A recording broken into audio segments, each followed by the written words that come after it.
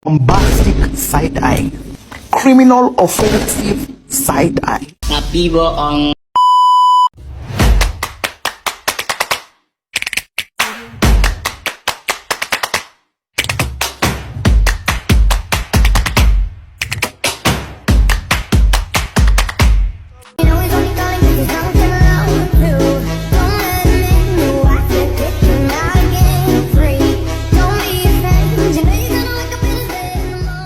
Pada zaman dahulu, hiduplah sepasang suami istri petani. Mereka tinggal di sebuah desa di dekat hutan.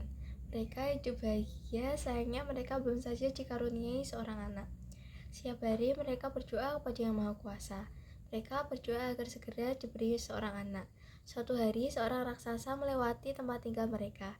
Raksasa itu mendengar doa suami istri itu. Raksasa itu kemudian memberi mereka biji mentimun. Tanamlah biji ini, nanti kau akan mendapatkan seorang anak perempuan, kata raksasa. Terima kasih raksasa, kata suami istri itu. Tapi ada syaratnya, pada usia 17 tahun, anak itu harus kalian serahkan kepadaku, sahut raksasa.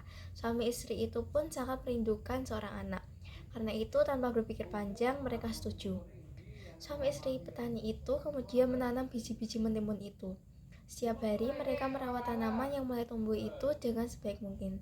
Berbulan-bulan kemudian, tumbuhlah sebuah mentimun berwarna keemasan. Buah mentimun itu semakin lama semakin besar dan berat. Ketika buah itu dimasak, mereka memetiknya dengan hati-hati. Mereka memotong buah itu. Betapa terkejutnya mereka, di dalam buah itu mereka menemukan bayi perempuan yang sangat cantik. Suami istri itu sangat bahagia. Mereka memberi nama bayi itu Timun Mas. Tahun demi tahun berlalu, Timun Mas bertumbuh menjadi gadis yang sangat cantik.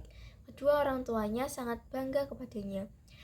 Tapi mereka menjadi sangat takut karena pada ulang tahun Timun Mas yang ke-17, sang raksasa datang kembali. Raksasa itu menagih janji untuk mengambil Timun Mas. Petani itu mencoba tenang. Tunggulah sebentar, Timun Mas sedang bermain. Istriku akan memanggilnya, katanya. Petani itu segera menemui anaknya.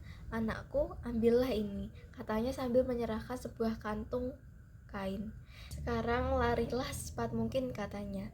Maka Timun Mas pun segera melarikan diri. Suami istri itu sedih atas kepergian Timun Mas, tapi mereka tidak rela kalau anaknya menjadi santapan raksasa. Raksasa menunggu cukup lama, ia menjadi tak sabar. Ia tahu telah dibohongi. Suami istri itu lalu garam itu ditaburkan ke arah raksasa. Tiba-tiba sebuah laut yang luas pun terhampar. Raksasa terpaksa berenang dengan susah payah. Timun Mas berlari lagi, tapi kemudian raksasa hampir berhasil menyusulnya. Timun Mas kembali mengambil benda ajaib dari kantungnya.